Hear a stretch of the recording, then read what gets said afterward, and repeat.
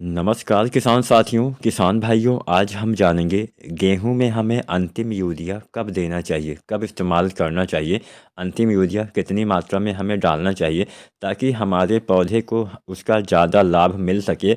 अंतिम यूरिया खाद के साथ हम क्या क्या चीज़ें मिला के प्रयोग कर सकते हैं, आज हम यह भी आपको जानकारी देने वाले हैं। तो आज की ये कंप्लीट वीडियो देखिएगा, बहुत ही सही और सटीक जानकारी आपको मिलने वाली है। और अगर मेरी वीडियो आप पहली बार देख रहे हैं तो आप चैनल को सब्सक्राइब कर दीजिए। एसआरजे खेती चैनल पे आपको समय समय पे खेती बाड़ी से संबंधित वीडियो देखने को मिलती रहती है। तो चलिए वीडियो स्टार्ट करते हैं। सबसे पहले जानते हैं अंतिम यूरिया डालने का सही और वैज्ञानिक समय क्या होता है। किसान साथियों, गेहूं की फसल में हम दूसरा सिंचाई करते हैं 40-45 दिन के आसपास, या फिर मिट्टी में नमी के हिसाब से आप पहले या बाद में भी सिंचाई कर सकते हैं।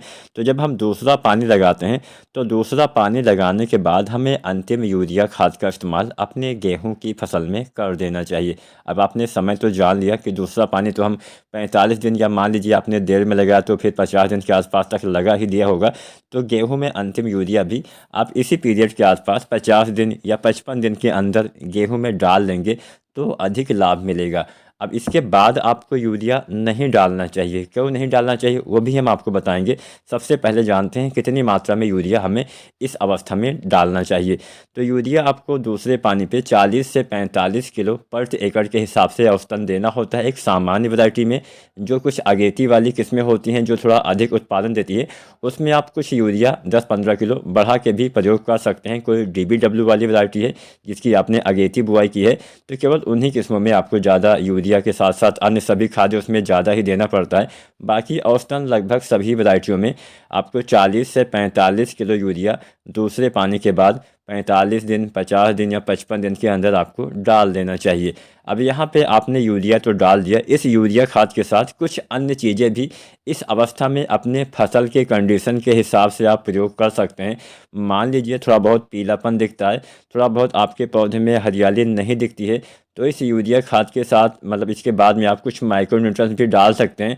या फिर मान लीजिए आपके पौधे में कुछ कल्ले छोटे रह गए हैं, जड़ों का विकास नहीं हुआ है, तो आप ह्यूमिक एसिड भी इस अवस्था में डालेंगे तो थोड़ा अच्छा फ़ायदा आपको मिल सकता है।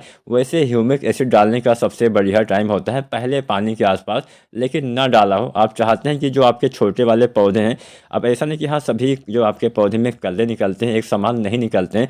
कुछ कल्ले जो बाद में निकलते हैं वो छोटे रह जाते हैं और बाद में उनमें बालियाँ भी छोटी आती हैं। तो अगर आप चाहते हैं कि उन कल्ले का विकास भी सही से हो सके तो ह्यूमिक एसिड डालने से थोड़ा फ़ायदा मिल सकता है। पौधे में भोजन सही से बनेगा, प्रकाश संश्लेषण सही से होगा, मिट्टी में कुछ अघुलनशील तत्व भी होगा तो वो भी आपके पौधे को आसानी से मिलने लगता है। तो ह्यूमिक एसिड जो आता है 98% वाला 1 किलो से लेकर 1.5 किलो यूरिया खाद के साथ मिला के आप प्रयोग कर सकते हैं। पहले पानी पे डालेंगे तो थोड़ा ज़्यादा फायदा मिलेगा। अगर आपने न डाला हो तो दूसरे सिंचाई के बाद भी आप यूरिया के साथ इसका इस्तेमाल कर सकते हैं।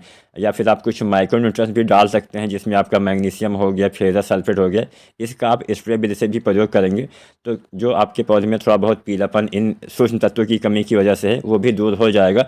तो वही आपको डालना होता है मैग्नीशियम सल्फेट 1 किलो, साथ में आप ले लीजिए फेरस सल्फेट आधा किलो, साथ में मैग्नीज सल्फेट 250 ग्राम आपको साथ में मिलाना होता है। जिंक, कोई भी जिंक आप ले सकते हैं। अगर आप 33% वाला लेते हैं तो 700 ग्राम लीजिए।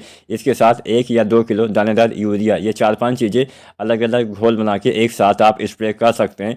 20 दिन से लेके और 50, 55 या 60 दिन तक इसका स्प्रे करते हैं तो आपको फ़ायदा मिलेगा। माइक्रोन्यूट्रिएंट्स की कमी से भी कई बार पौधे बौने रह जाते हैं, अच्छे से विकास नहीं हो पाता है, अच्छे से आपको मतलब पैदावार में भी कमी आपको देखने को मिल सकती है। तो ये तो कुछ अन्य बातें हो गई। अब हम बात करते हैं आखिर हमें यूरिया 50 या 55 दिन के अंदर ही क्यों देना चाहिए, बाद में हमें क्यों नहीं डालना चाहिए। अब यहाँ पे आप समझिए, जब हमारी 50 से 55 दिन की अवस्था के बाद जो 55 से 60 दिन की अवस्था आती है, इसके बाद पहली गांठ बनना स्टार्ट हो जाती है। खासकर जो अगेती वाली वैरायटियाँ होती हैं उनकी बात की जाए, अब यहाँ पे गांठ बनने का समय वैरायटी के समय के हिसाब से आगे पीछे भी जा सकता है। तो औसतन 50 दिन या 55 दिन से 60 दिन के बाद गांठ बनना स्टार्ट होती है। तो जब ये गांठें बनना स्टार्ट होती है उस समय अगर आप नाइट्रोजन का इस्तेमाल करते हैं तो पौधे पौधे की गांठों की जो लंबाई होती है, मतलब वो उनकी जो दूरी होती है आपस में, वो काफ़ी लंबी हो जाती है, जिससे आपके पौधे लंबे हो जाते हैं। अगर मैं आपको बहुत ही आसान भाषा में समझाऊँ, यूरिया डालने से पौधे की लंबाई बाद में ज़्यादा होने से फसल गिरने की संभावना बढ़ जाती है। जब आप बाद में, उस समय आपके पौधे में गांठें बनती हैं या फिर बाद में आप डालते हैं गोब की अवस्था में, कुछ किसान साथी इस्तेमाल कर देते हैं, तो पौधा बालियों के निर्माण के बजाय अपने पौधे की निर्माण में थोड़ा सा ध्यान देने लगता है, जिससे पौधे की हाइट ज़्यादा हो जाती है। जब सामान्यतः पौधे लंबे हो जाते हैं तो तने थोड़ा कमज़ोर भी हो जाते हैं, जिससे पौधे गिरने की संभावना बढ़ जाती है। इसके साथ साथ बीमारी होने का खतरा भी आपके खेत में लगा रहता है। इस अवस्था में काफ़ी बीमारी आपके पौधे में आ सकती है। तो इसीलिए आपको वैसे भी जितना भी आपको यूरिया डालना है, यूरिया खाद के साथ जितनी भी आपको दानेदार खादों का इस्तेमाल करना है, वो बुआई के 55 दिन के अंदर डाल देना है। उसके बाद हम कोई भी खाद मिट्टी में इस्तेमाल ही नहीं करेंगे। जो कुछ भी हम डालेंगे उसका हम स्प्रे करेंगे। जैसे आप बालियाँ निकलने से पहले गबोर अवस्था या गोब अवस्था में NPK 0:34 डालेंगे, साथ में बोरोन डालेंगे। बालियाँ निकलने के बाद आप 0:050 का इस्तेमाल कर सकते हैं। तो ये सब चीज़ें आपको स्प्रे विधि से देना होता है, मिट्टी में इस्तेमाल नहीं करना होता है। कोई भी NPK डालिए 1 से 1.5 किलो, और जो बोरोन डालते हैं बाली आने से पहले 20% वाला 100 ग्राम के आसपास आपको इस्तेमाल करना होता है। तो अगर आप इस तरह से खेती करते हैं तो आप भी अच्छी खासी पैदावार ले पाएंगे। कभी भी आप यूरिया डालिए, हमेशा सिंचाई करने के बाद ही डालिए। इस बात का भी ध्यान रखना है, सिंचाई से पहले यूरिया नहीं डालना है। वीडियो अच्छी लगी हो तो लाइक शेयर करें और चैनल को सब्सक्राइब करें। धन्यवाद।